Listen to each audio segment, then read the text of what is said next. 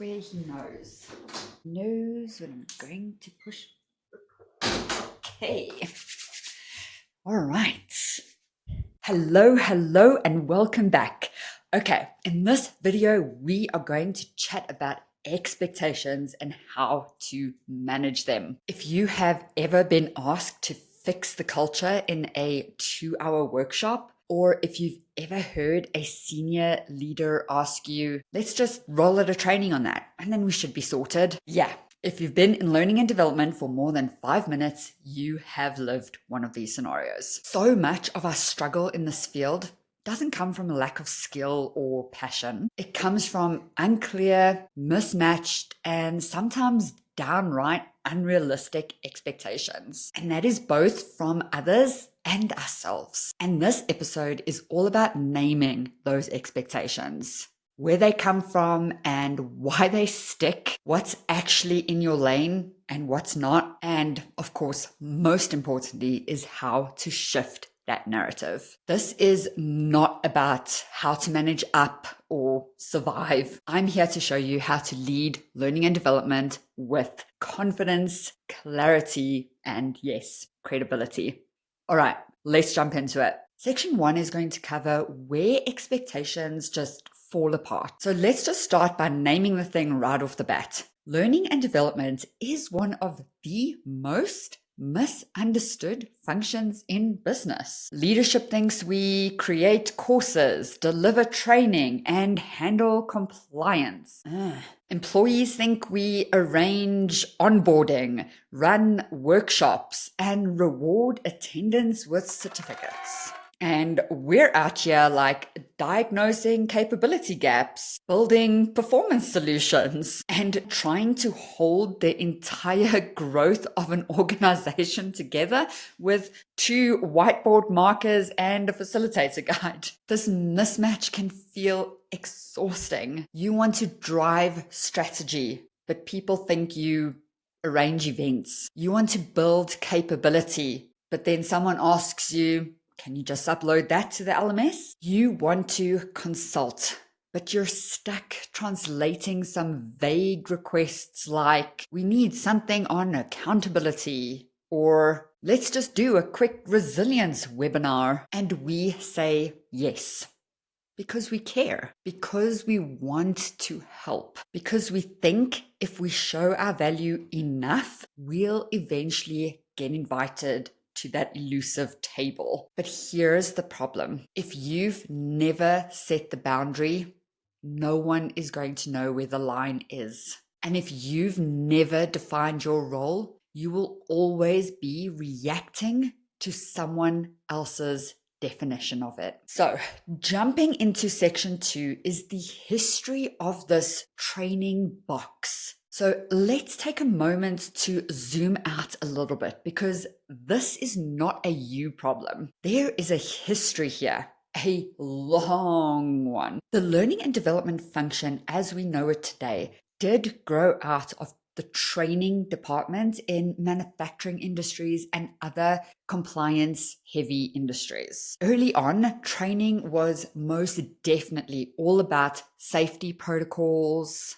equipment handling, regulatory compliance, and onboarding into processes. It was tactical, event-driven, and mandatory. And because it worked in that context, leadership has associated training with logistics. Show up, tick the box, return to work. And even now, decades later, that mindset still lingers. People still expect us to just run the training. And it's not because they're bad people. It's literally because the organizational memory of learning and development is outdated. And to make it even more complex, many learning and development people, professionals, come from other backgrounds. So they're from HR, operations, customer service, engineering, which means we carry that baggage too. We step into learning and development thinking that our job is to serve and support and make life easier for everyone else.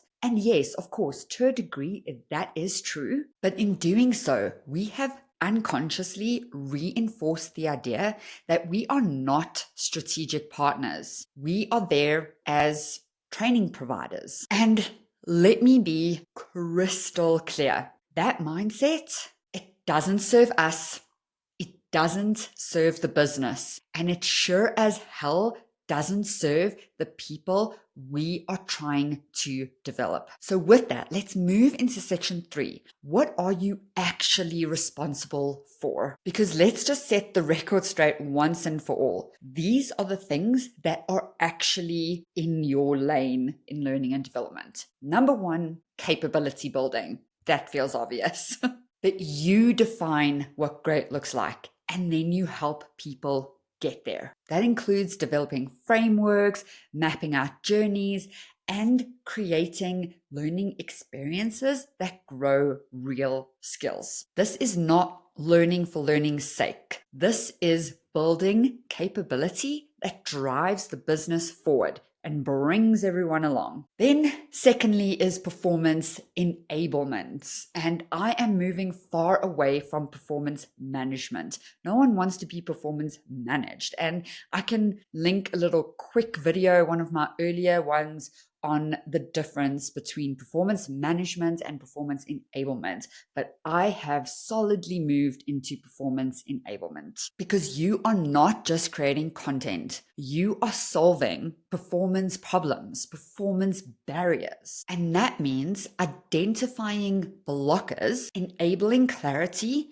and making sure that people have the tools and the skills to perform at their best on the job. Third is change agility. When organizations shift, people need support to adapt to that change. You design the learning side of transformations, and that's whether it's new systems, structures, or ways of working. You are involved. Fourth is learning experience design. And I love this. You design how people engage with growth. From the moment they join to the moment they step into leadership, you craft the touch points that shape that journey. It's the best part. Fifth is strategic alignment. You align learning with where the business is going. You never ask, what training do you want? You ask, what problem we're solving, or what do we want to achieve? And then you design the training with that answer in mind. And if this sounds like a lot, it is.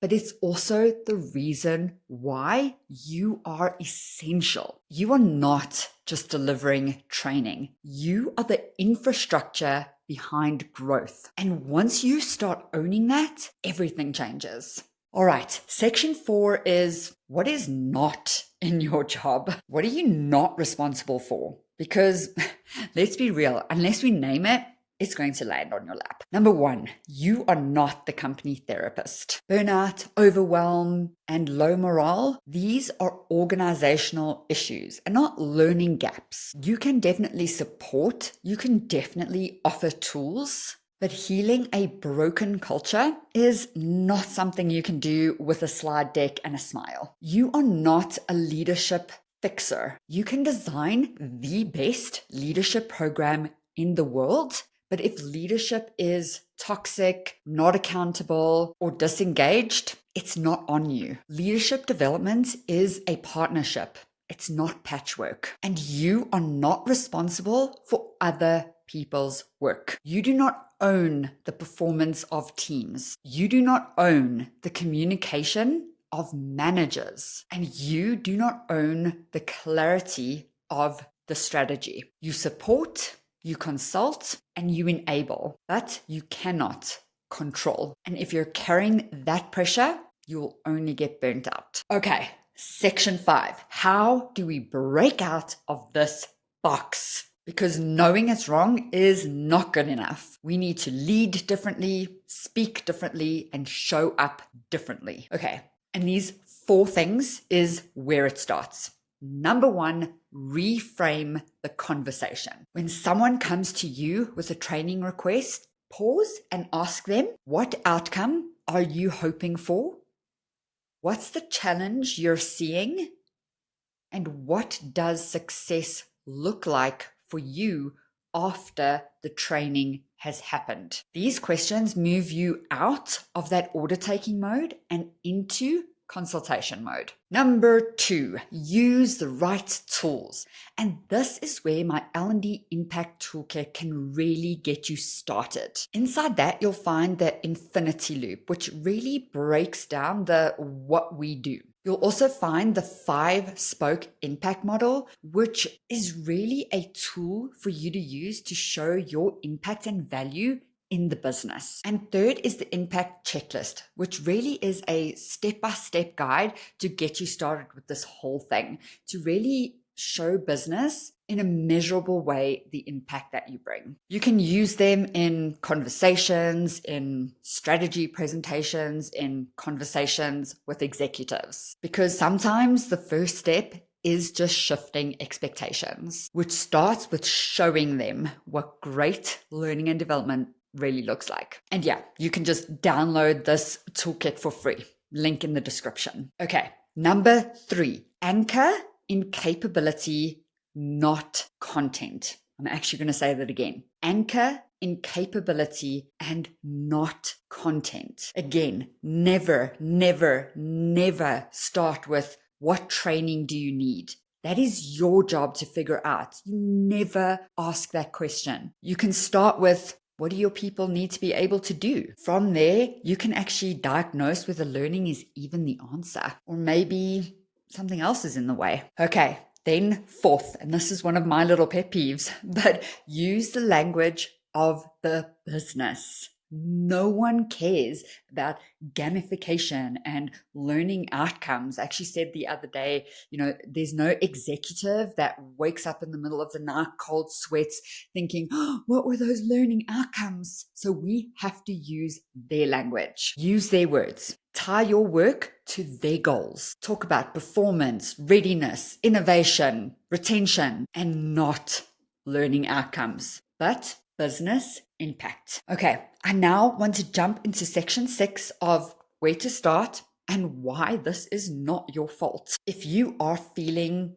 overwhelmed right now, maybe even a little bit nervous, I totally get it. This work is complex. It is complicated. And honestly, it's not your fault that no one showed you how to do it strategically. You were probably promoted because you were damn good at delivering training or at content creation or facilitation.